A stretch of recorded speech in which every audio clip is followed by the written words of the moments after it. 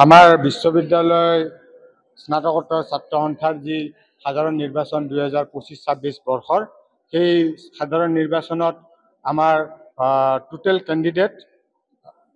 46 জন 46 candidates আছে আৰু আমাৰ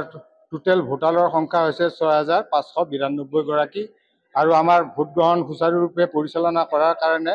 আমি বিশ্ববিদ্যালয় কৰ্তৃপক্ষৰ তৰফৰ পৰা এইবাৰ আমি 4টা বিভিন্ন স্থানত আমি ভোট গ্ৰহণ কাৰ্যসূচী অনুষ্ঠিত কৰিছোঁ। প্ৰথমটো ভোট গ্ৰহণ কেন্দ্ৰ আমাৰ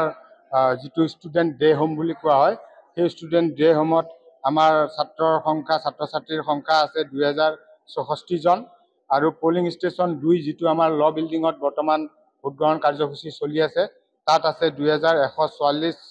জন ছাত্ৰ ছাত্ৰী আৰু পলিং ষ্টেচন 3 যিটো আমাৰ নিউ একাডেমিক বিল্ডিং লক্ষ্মীনাথ বেজবৰুৱাদেৱৰ নামত আছে, তেখেতৰ সেই স্থানত আমাৰ ভোট গ্ৰহণ কেন্দ্ৰ দুটা আছে, সেইটো 3 নম্বৰ আৰু 4 নম্বৰ। 3 নম্বৰটোত আছে আমাৰ 1219 গৰাকী ভোটাৰ